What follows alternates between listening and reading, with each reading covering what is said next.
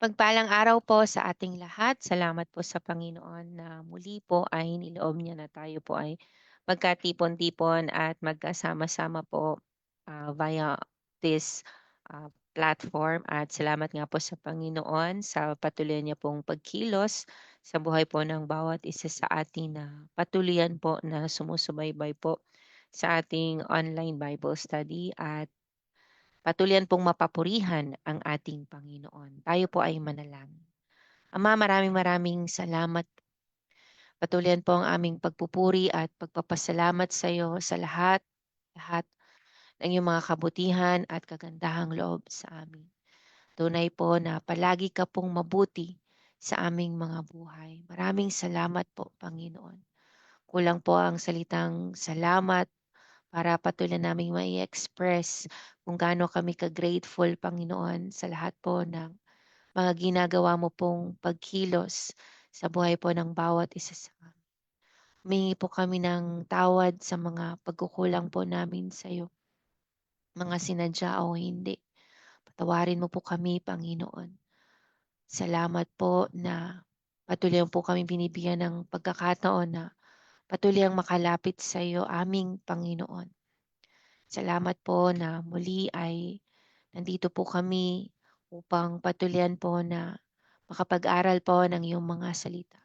Pinagpala mo na po itong Numbers chapter 36, ang pinakahuling talata dito sa Book of Numbers na siya namin mapapag-aralan at kung paanong kumilos ka po sa Book of Numbers ay patuloyan mo pong kausapin, patuloy ka pong kumilos sa aming mga buhay, sa aming pag-aaral na gagawin sa Book of Deuteronomy sa mga darating na araw.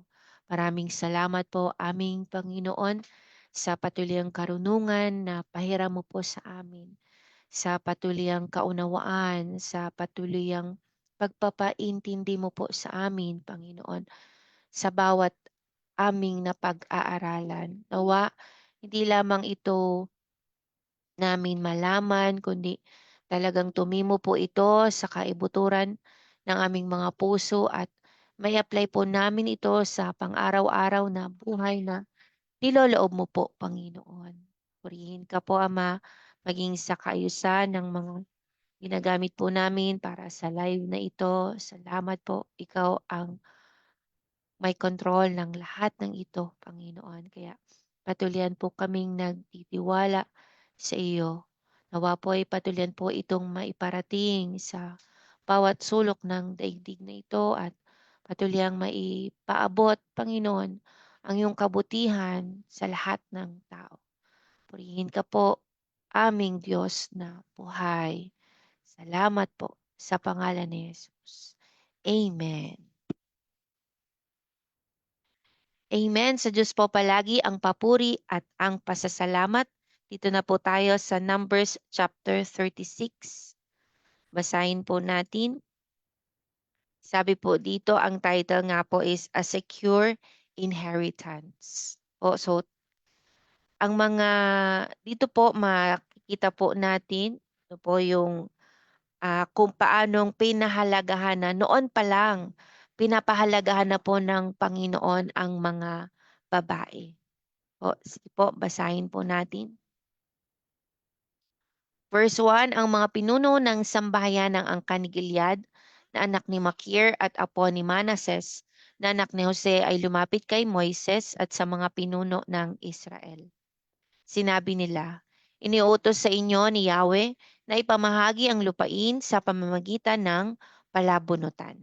Iniutos din po na ang bahagi ng kapatid naming si Zelofehad ay ibigay sa mga anak niyang babae. Kung ang mapangasawa nila ay mula sa ibang lipi, ang bahagi nila ay mapupunta sa liping iyon. Kaya't mababawasan ang bahagi ng aming lipi. At pagdating ng taon ng paglaya, kapag ang lupaing na ipagbili ay ibinalik ng tuluyan sa dating may-ari, ang bahagi nila ay mauuwi ng lubusan sa lipi ng kanilang asawa. Kapag nagkagayon, mababawas ito sa aming lipi. Dahil dito, sinabi ni Moises sa mga Israelita, tama ang sinabi ng mga apo ni Jose. Kaya't ang utos ni Yahweh tungkol sa mga anak ni Zelofehad ay malaya silang mag-asawa sa sino mang gusto nila. Ngunit huwag lamang lalabas sa lipi ng kanilang ama. Ang bahagi ng alinmang lipi ay hindi maaaring ilipat sa ibang lipi. Iyon ay pananatilihin sa lipi ng kanilang ama. Kasi nga po, di po ba, um, nagkaroon po sila ng para po makapag-secure ng lot o ng lupain, ang bawat lipi, nagkaroon po sila ng palabunutan. In, yung case po ni Zelofehad, wala po siyang anak na lalaki, kundi puro babae ang kanyang naging anak. So, di po ba ay, lalo na nung panahong ito, parang isineset aside po ang karapatan ng mga kababaihan. Pero dito ay pinust po o binigyan po ng karapatan ng ating Panginoon, um, within this special case lamang po dito po sa anak ni Zelofehad na puro babae, ay binigyan sila ng freedom ng Panginoon na makapag-asawa. Pero within their mga lipi. For example, galing po sila sa lipi ni Jose. So sa lipi lamang po ni Jose sila pwedeng makapag-asawa kahit kanino po nila gustuhin. Again, ito po ay utos nung unang panahon kasi di po ba sa panahon natin ngayon ay hindi na po ito advisable na yung kamag-anak mo po, di po ba? So dapat ay labas po talaga sa ating ah, yung mga kamag-anak o kalahi, 'di po ba? As much as possible ay hindi po kamag-anak yung mapapangasawa. Pero again, special case po ito noong panahong ito. Para lamang po talaga yung yung inheritance nila o yung minana nila mula sa kanilang ama na si Zelophehad, no po, ay para ma-secure yung kanilang inheritance. Kasi nga, 'di ba, kapag nag-asawa sila ng ibang lahi, no po, o ibang lipi pala, sorry po. Pag nag-asawa sila ng ibang lipi, outside po nga ng lipi ni Jose, ay siyempre mapupunta na doon sa kanilang mapapangasawa yung lupain. Kaya ito yung kaya pumunta po yung mga ah, pinuno ng tribe na ito para isangguni ito kay Moises na paano nga ang gagawin dito sa mga anak ni Zelofehad. Kapag nag-asawa sila, kung sino mang lipi yung kanilang mapapangasawa ay mapupunta sa kanila yung lupain namin, yung parte namin, kumbaga. Pero dito nga po ay may utos ang Panginoon. Sabihin mo nga, may utos ang Panginoon. So, siyempre, kung anong inutos ng Panginoon, yun lamang po ang susundin. Ito'y inutos sa kanila ng Panginoon patungkol sa mga anak ni Zelofehad na binigyan naman sila ng kalayaan ng Panginoon na mag-asawa sa sino man kanilang magustuhan, pero po merong may pero 'no, merong ngunit huwag lamang lalabas sa lipi ng kanilang ama. So, within lang din dun sa lipi ng kanilang ama sila puwedeng makapamili ng kanilang mapapangasawa para mapanatili sa kanilang lipi yung inheritance, po. Actually, unearned inheritance ito. Ano nga po, 'di naman talaga ito, wala silang ginawa to inherit this land. Ito'y talagang pusang loob na bigay ng Panginoon sa kanila. Ano po? Ano po, para lang po sa kanila. Ang babaeng may namana sa kanyang ama ay kailangang kumuha ng mapapangasawa mula rin sa lipi nito. So again, ito po ay utos sa kanila ng Panginoon nung kanilang kapanahunan. Okay po. Na kumuha ng mapapangasawa mula rin sa lipi nila o mga kamag-anak din po nila. Ito'y utos sa kanila ng Panginoon. Upang hindi malipat sa ibang lipi ang kaparte ng kanilang ama. So ito yung reason para sa kanila talaga yung parte o yung na-inherit nila mula sa kanilang ama na bigay ng Diyos. Again, ito po'y utos ng Panginoon sa kanila na hindi na po advisable para sa ating panahon ngayon. Okay po. So, ang kaparte ng alinmang lipi ay hindi maaring ilipat sa ibang lipi. Pananatilihin ng bawat lipi ang kani-kanilang kaparte. Katuwa po, no? Itong unearned inheritance ng mga anak ni Zelophehad ay nagpapakita na talagang noon pa lang pinoprotektahan na ng Panginoon ang mga karapatan ng mga kababaihan. Ano po? Na talagang hindi sila sineset aside ng Diyos. Okay po? Na kung paano pinahalagahan niya ang mga kalalakihan, ganon din ang mga kababaihan. And dito, no po, talagang binigyan sila again ng karapatang mamili, pero mula rin nga sa kanilang lipi. And makikita din natin dito na tayo din ay may na-inherit po na unearned spiritual inheritance. Sabi nga po, spiritual inheritance. Yes, meron din tayong secure inheritance. Pero bago yon, ito nga ay makikita din natin basahin po natin sabi dito, sinunod nga ng mga anak ni Zelophehad ang utos ni Yahweh. Po. So, sabi niyo nga napakahalaga ng pagsunod sa utos ng Panginoon. Yes po, no? Napakahalaga ng pagsunod po sa utos ng ating Panginoon. Kasi ganun nga po ang ginawa ng mga anak ni Zelophehad. Sinunod nga nila ang utos ni Yahweh sa pamamagitan ni Moises. Sina Maala, Tirza, Hogla, Milka at Noah ay nag-asawa nga ng mga lalaking mula sa angkan ng kanilang ama na kabilang sa lipi ni Manases na anak ni Jose. Kaya nanatili ang kanilang kaparte sa lipi ng kanilang ama. So dito, makikita din po natin ito sa mga bilang 27. Ito pong pangyayaring ito. Ano po? Na sabi nga po dito, at sabihin mo sa mga Israelita na kapag ang isang tao ay namatay, excuse me po, na walang anak na lalaki, ang mana niya ay ibibigay sa mga anak na babae. Kung wala ring anak na babae, ang kaparte niya ay ibibigay sa kanyang mga kapatid. Kung wala siyang kapatid na lalaki, ay ibibigay sa kanyang mga tiyo. At kung wala pa rin siyang tiyo, ang mana ibibigay sa pinakamalapit niyang kamag-anak. Ito ay mananatiling tuntunin sa Israel. Akong si Yahweh ang nagtakda nito bilang kautusan at tuntuning susundin ninyo. So etong ano po, no, etong inheritance na 'to parang hanggang ngayon na i-a-apply ito.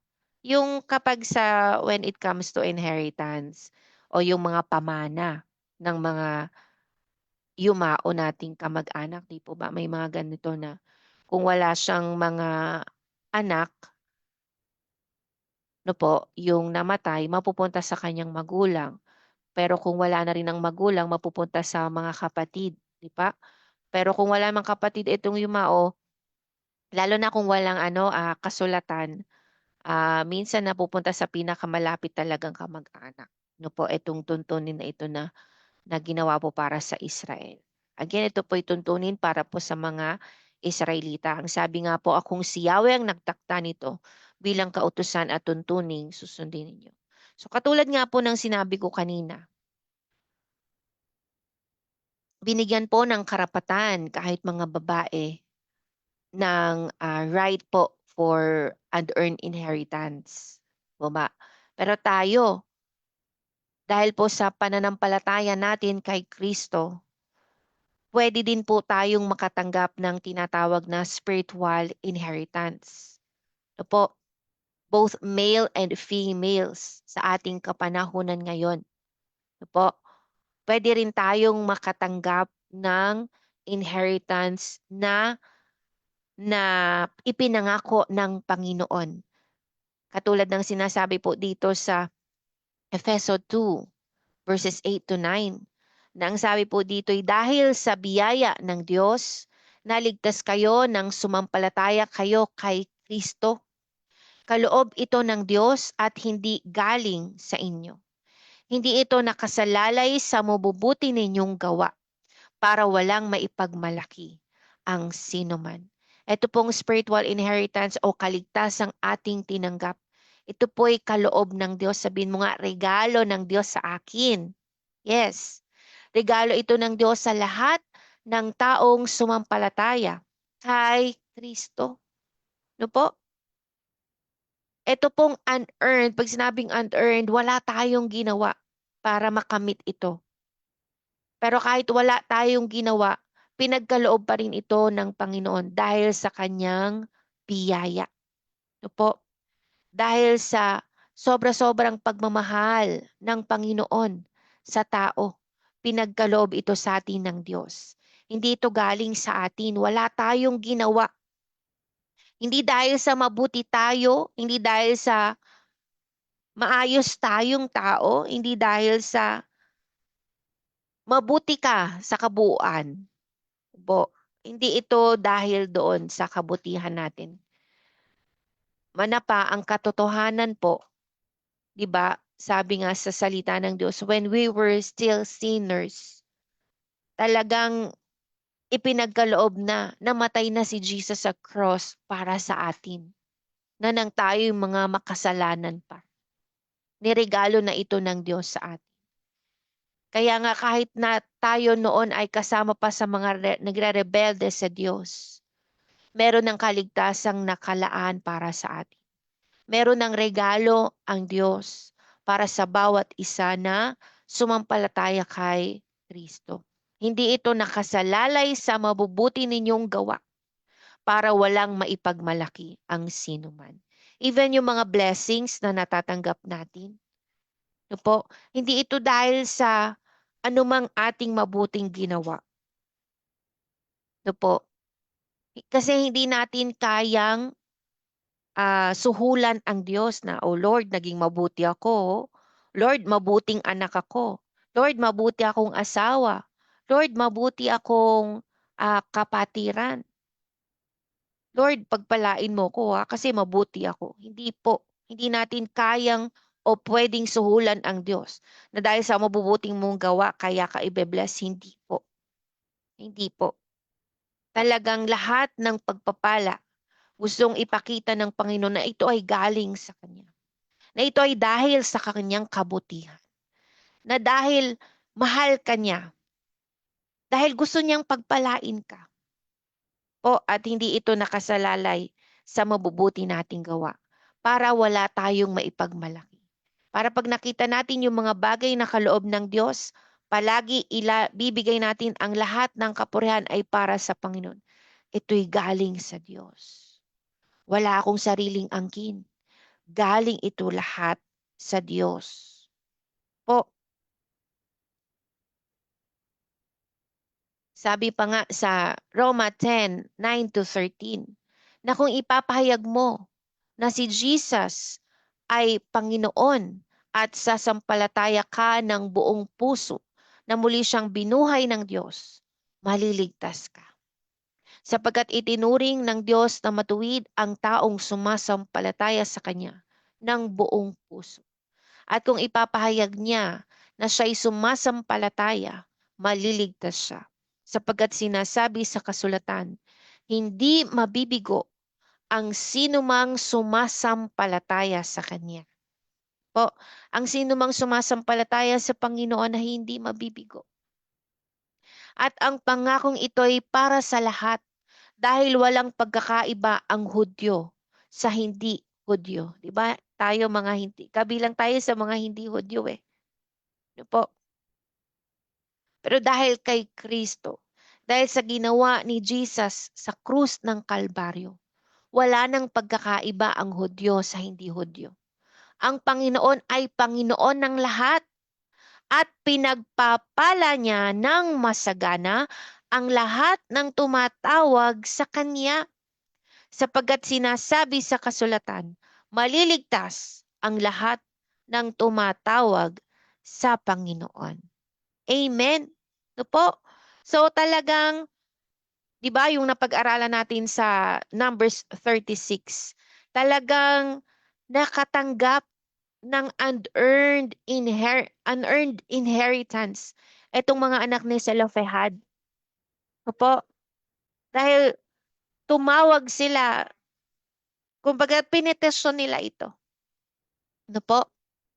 So, ganun din po. Nakatanggap din tayo ng tinatawag na spiritual inheritance. At ito yung security natin. Kumbaga, secured na po ang ating bukas.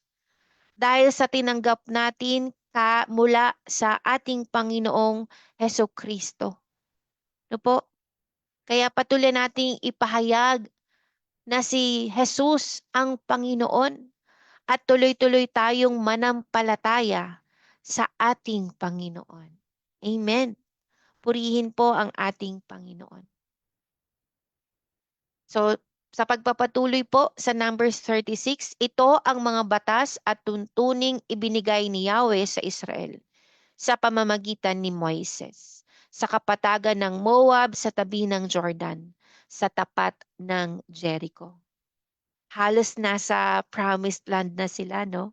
Kasi itong kapatagan ng Moab sa tabi ng Jordan, parang cross na lang sila, nandun na sila sa promised land. Nandun na sila sa ipinangako ng Diyos. Biruin niyo po, nakarating sila dito.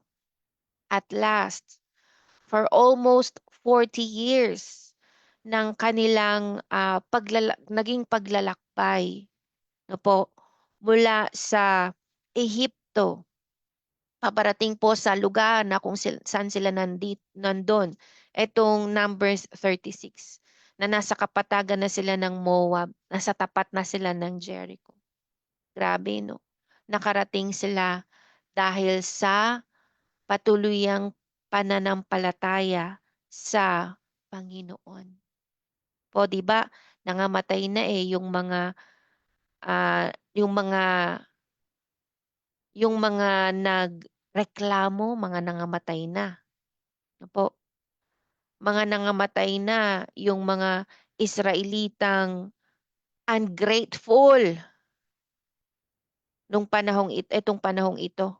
Mga nangamatay na sila. At eto na yung mga ito na yung mga anak-anak nila.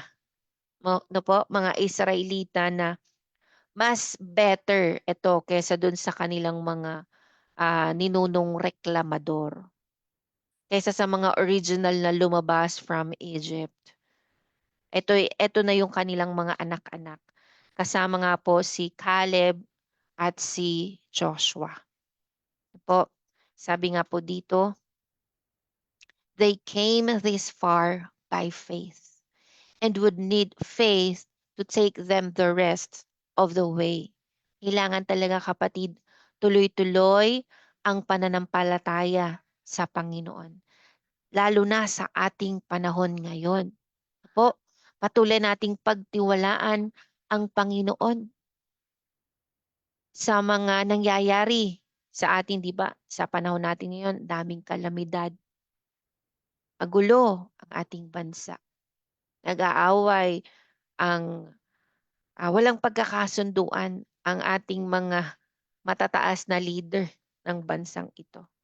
Pero dahil sa pananampalataya natin sa Panginoon, alam natin na meron tayong security na anuman ang mangyari ay makakaasa tayo sa Panginoon. Amen po ba? Yan. Purihin ang ating Panginoon. Sabi nga dito sa Hebreo 3:19, kaya malinaw na hindi nila nakamtan ang kapahingahan dahil sa kawalan ng pananampalataya sa Diyos.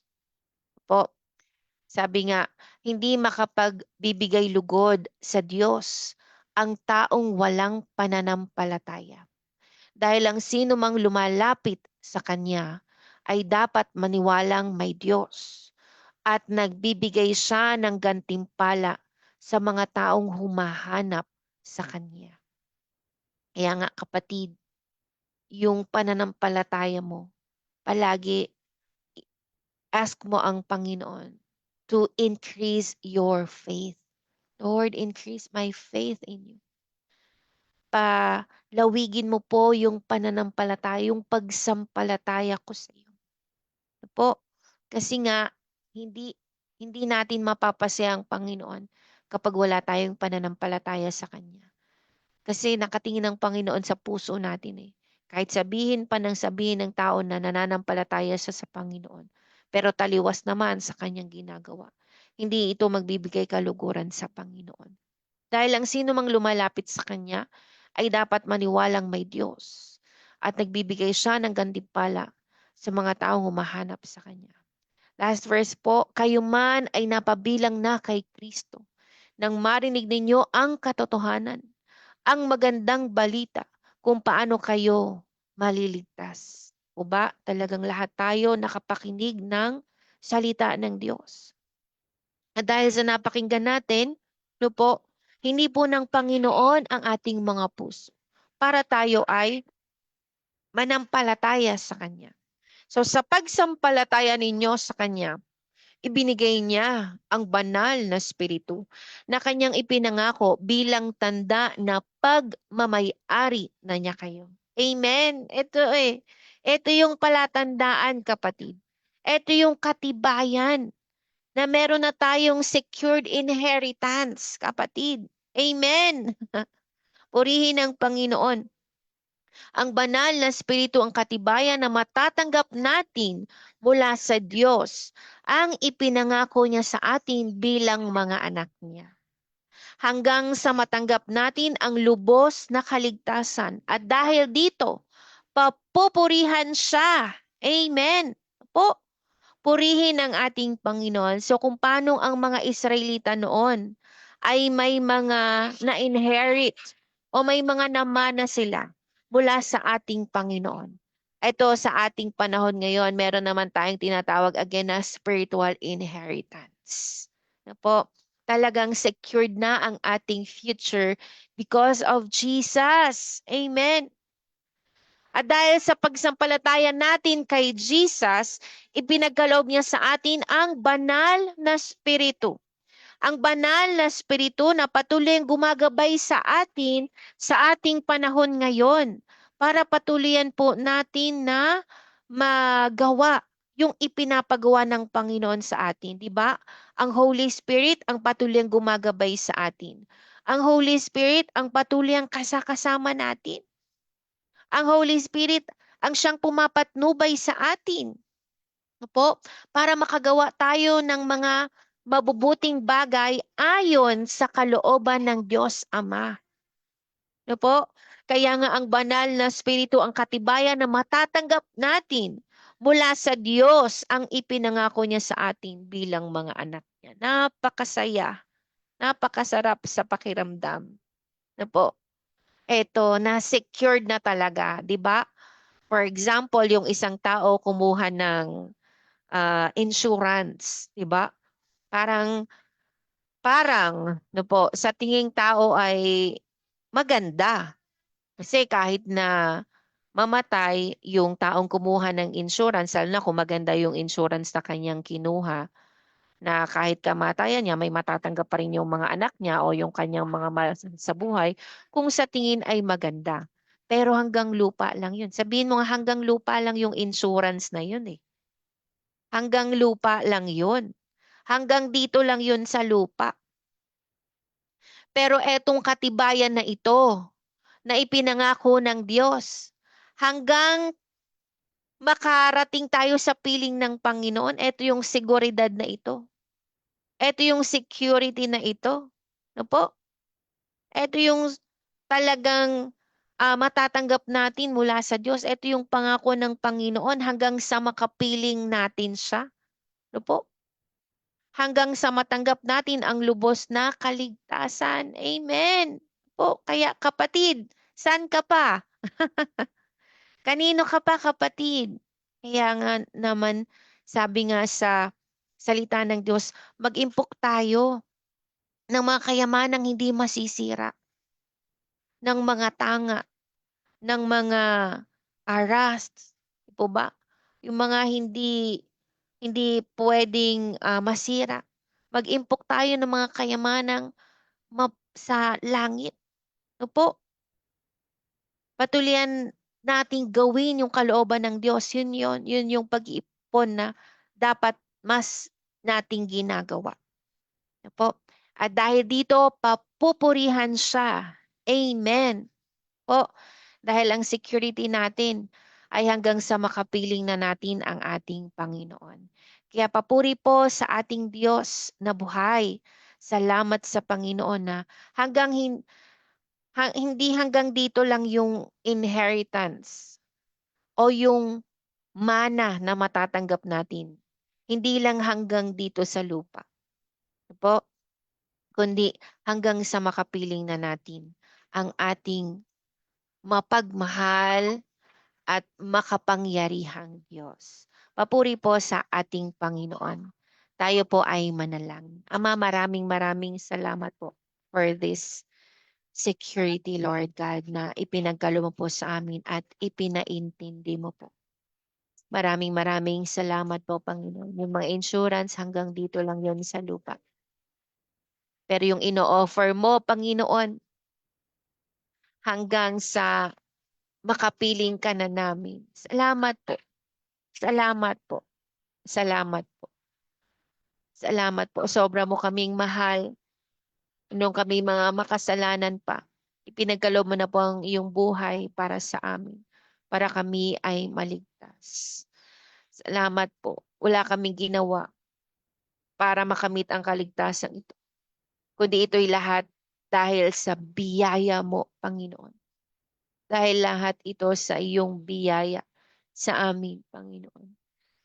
Kaya maraming maraming salamat po na ikaw ang Panginoon ng lahat. And it is your will na ang lahat o ang sino man na manampalataya sa iyo, aming Panginoon, ay maliligtas. Nawa, tulungan mo po kami na kaming mga nakakilala na sa iyo. May we continue to share your love to other people na wala pa ring tamang kaugnayan sa iyo. Mahabag ka po sa aming mga kamag-anakan. Mahabag ka po lalo na dun sa mga kakilala po namin na wala pang tamang kaugnayan sa iyo. Even sa mga neighbors namin, Panginoon, na wala pa pong tamang kaugnayan sa iyo. Mahabag ka po sa kanila, Panginoon. Maging pagpapala kami sa kanila. Maging ilaw at asin kami patuluyan ng aming mga kamag-anakan, ng aming mga kapitbahay, at ng sino mang taong aming nakakasalamuha. Salamat po, secured na po ang aming future. Pero nawa ay mas matuwa kami kung maging yung mga kamag-anakan po namin ay mas secured na rin yung kanilang ah, yung kanilang future po. Tulungan mo kami, Panginoon. Salamat po sa lahat po ng mga nakakapanood at nakakapakinig ng live na ito. Pinagpala mo na sila, aming Panginoon. Patuloy mong tugunin ang kanilang pangailangan sa bawat araw ng kanilang buhay. Lord, habag ka po. Habag ka po sa mga anak mo, Panginoon. Katagpuin mo po ang pangangailangan ng bawat isa ayon sa iyong napakagandang kalooban. Salamat po dahil nakauwi po ng safe ang aming daddy from mission po. Salamat po. Salamat. Salamat po sa patuloy katagumpayan na ipinagkakaloob po sa kanya. Salamat din po sa mga kapatiran from Miracle of Life and mga kapatiran from other fellowship. Maraming salamat po sa kanilang mga buhay at sa mga nagdiriwang ng kanilang kaarawan sa araw na ito, especially po kay Michael. Nawa, Panginoon, ay katagpuin mo siya sa oras na siya'y nalulumbay sa kanyang pagtatrabaho abroad. Ikaw lang, Panginoon, ang kanyang kasiyahan. Salamat po, patuloy mo siyang pasayahin habang siya'y nasa ibang bansa na malayo sa aming. At salamat po sa araw na ito. Muli ay dinagdagan mo pa po ang kanyang taon sa mundong ito. At salamat din po sa mga nagdiriwang din ng kanilang mga anniversaries. mga iba't iba pang mga sineselebrate nila. Salamat, Panginoon, na may celebration pang ganito. Purihin ka po, Panginoon, at nawa ay sama-sama kami mamayang gabi sa iyong gawain po. At salamat din po sa patuluyang nakakasubaybay sa live na ito. Papuri sa iyo, pagluwalhati sa iyo, sa pangalan ni Jesus. Amen. Amen. Again, papuri po sa ating Panginoon. Nais po nating batiin lahat po ng mga nakapanood at nakapakinig. Yes, Daddy, welcome back po sa ating lugar. Hello po, Nanay Nelia, Nanay Nena at mga kamag-anakan. Papuri po sa Panginoon. Salamat din po sa buhay ng aking mga kapatid, mga bayaw at hipag, at salamat din sa buhay ng aking mga pamangkin, maging sa aking nag-iisang asawa at sa aming mga anak.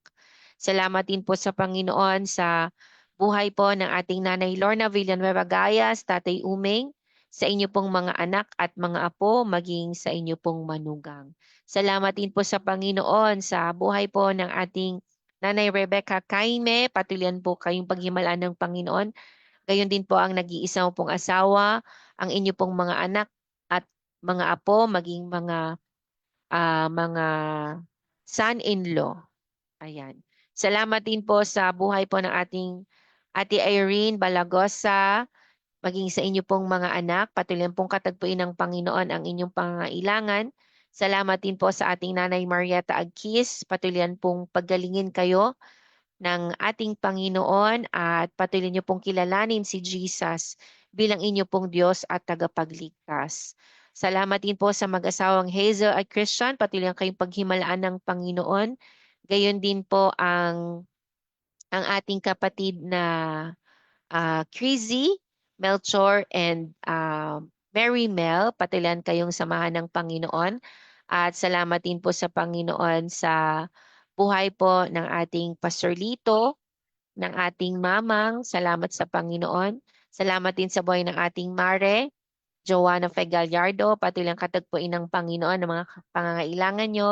Hello kay Nanay Gloria. Salamat din po sa buhay po ng ating Mama Len, Kuya Ronnie, at sa buhay ni Papay. Loobin ng Lord na makauwi na siya dito ulit sa Cavite. Salamat din po sa ating Nanay Lemia Kasaul. Nay, patuloy ang kayong paghimalaan ng ating mapaghimalang Diyos, kasama po ang inyo pong mga mahal sa buhay. Hello kay Ganda, salamat sa buhay mo. Salamat din sa buhay ng Ninong Uda at ah, Ninang. Salamat din po sa buhay ng pamilya ni Bok, maging pamilya ni Chean at si Maymay. Salamat po. Loobin ng Lord na magkita-kita tayo sa araw ng linggo. Salamat din po sa ating kapatid na si Jocelyn Kibuan di Kuwan Tagudan, patuloy din katagpuin ng Panginoon ang mga pangangailangan niyo po. At salamat din po sa lahat po ng mga nakapanood at nakapakinig ng live na ito. Hindi man po ko po kayo nag-greet ay kilalang kilala po kayo ng ating napakamakapangyarihang Diyos. Everyday po ito at 7:30 a.m. Palagi po sa Diyos ang kapurihan. See you po mamayang gabi.